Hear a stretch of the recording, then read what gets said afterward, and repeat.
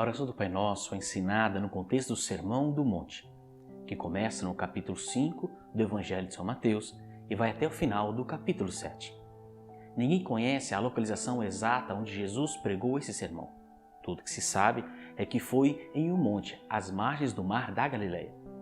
Jesus o havia subido acompanhado de uma grande multidão, composta de pessoas da Galileia e outras vindas da Judéia, Decápolis, Pérea, Tiro e Sidom. Jesus tinha dois grupos de ouvintes. Os discípulos, que era o grupo mais próximo a quem ele dirigia primariamente seus ensinos, e o grupo da multidão heterogênea. Havia uma expectativa no ar, diante do que Cristo iria pregar. Os judeus, em especial, aguardavam que Cristo anunciasse quando começaria seu reino terrestre e quando seriam libertos do jugo romano e quando começariam a desfrutar das riquezas, glórias e poder prometido pelos escribas e fariseus. Mas a mensagem que Cristo queria anunciar não era sobre um reino terreno, mas sobre o reino celestial. Jesus passou a ensiná-los começando com as bem-aventuranças. Depois de uma série de exortações com respeito à correta compreensão da lei, Jesus passa a tratar da falsa espiritualidade de seus dias. Ellen White, falando sobre esse sermão, diz que, como um ensino estranho e novo, essas palavras caem nos ouvidos da multidão admirada. Semelhante doutrina é contrária a tudo o que ouviram dos sacerdotes e rabinos. No capítulo 6, em verso 1 de Mateus, diz: guardai-vos de exercer a vossa justiça diante dos homens, com o fim de serem vistos por eles. De outra sorte, não tereis galardão junto de vosso Pai Celeste. Na tradição judaica havia um tripé que sustentava a vida espiritual: esmola, jejum e oração. A religiosidade farisaica era baseada na aparência, no exibicionismo, uma religiosidade para ser vista pelos homens e não por Deus. Jesus então demonstra a forma dissimulada com a qual realizavam essas ações. Ao praticarem esses atos, muitos o faziam de maneira performática para serem vistas pelos demais, buscando ganhar atenção e notoriedade. Por isso, Jesus nos chama de hipócritas. Hipócrita é uma palavra grega que era usada para qualificar os atores de teatro que se escondiam atrás de máscaras para fingir emoções. Nas três práticas, Jesus chama de hipócritas todos aqueles que as fazem apenas com o intuito de serem vistos pelos homens, performando assim uma interpretação de uma falsa religiosidade. Em contrapartida, Cristo dá orientações de como essas ações devem ser praticadas de forma verdadeira. No verso 6 ele diz: tu, porém, quando orares, entra no teu quarto e fecha a porta.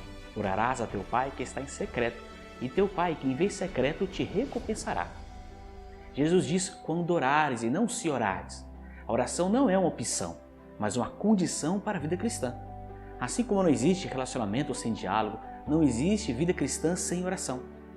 A palavra grega usada por Cristo para quarto é tameion. Tameion era um quarto no interior da casa, usado como depósito. Era o único quarto que possuía a chave para ser trancado. Nele não havia janelas.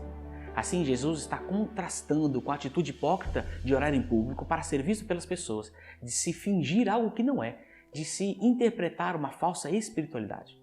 Às vezes, em nossas práticas religiosas, queremos mostrar às pessoas ao nosso redor algo que nós não somos de fato, como se usássemos uma máscara para esconder o nosso verdadeiro eu.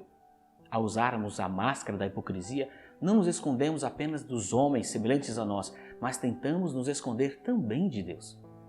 Jesus então nos orienta a irmos a um lugar onde seremos vistos apenas pelos olhos do Pai. E assim, nos despirmos de toda falsidade. Um lugar onde não haja medo de revelar quem nós realmente somos. Um lugar onde deixamos nossas máscaras caírem e nos apresentamos diante de Deus sem nenhuma falsidade. Deus, no livro do profeta Isaías, repreende o povo dizendo: pois este povo se aproxima de mim e com sua boca e com seus lábios me honram, mas o seu coração se afasta para longe de mim. Na conversa com a mulher samaritana, Jesus diz: mas a hora vem e a hora é em que os verdadeiros adoradores adorarão o Pai em espírito e em verdade, porque o Pai procura a tais que assim o adorem. É essa adoração, sincera, verdadeira, sem uso de máscara, que Jesus nos ensina. Em Mateus capítulo 6, verso 7, Jesus diz: e orando não useis de vãs repetições, como os gentios que pensam que por muito falarem serão ouvidos. Os pagãos se utilizavam de recitações decoradas as quais repetiam constantemente como uma espécie de mantra, na expectativa de serem ouvidos por seus deuses. É irônico pensar que justamente a oração do Pai Nosso se tornou a prece mais usada por cristãos na prática da penitência e indulgência. Jesus disse que não é pelo muito falar que seremos ouvidos por Deus. Martim Lutero, em seu livro sobre o Pai Nosso, diz assim: poucas palavras e muitos pensamentos é cristão, mas muitas palavras e poucos pensamentos é próprio de pagãos. É isso que torna tão bela a oração do Pai Nosso, embora pequena e ao mesmo tempo profunda. Hoje você pode desfrutar uma comunhão profunda e sincera com o Pai através da oração. Deus quer ter um relacionamento íntimo e verdadeiro com você. Ele te faz uma promessa: e buscar-me-eis e me achareis, quando me buscardes com todo o vosso coração. Busque a Deus hoje em oração, sem máscara, sem falsidade, com toda a sinceridade de seu coração. Conte as suas lutas, dores e seus temores. Mostre a Ele as marcas das feridas que esta vida lhe causou. Reconheça seus fracassos e suas imperfeições.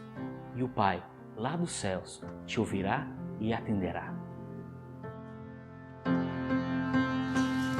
nosso que estás nos céus, santificado seja o teu nome. Venha o teu reino, seja feita a tua vontade, assim na terra como nos céus. O pão nosso de cada dia nos dai hoje. Perdoa as nossas dívidas, assim como nós perdoamos aos nossos devedores. Não nos deixes cair em tentação, mas livra-nos do mal, porque teu é o reino, o poder e a glória para sempre. Amém.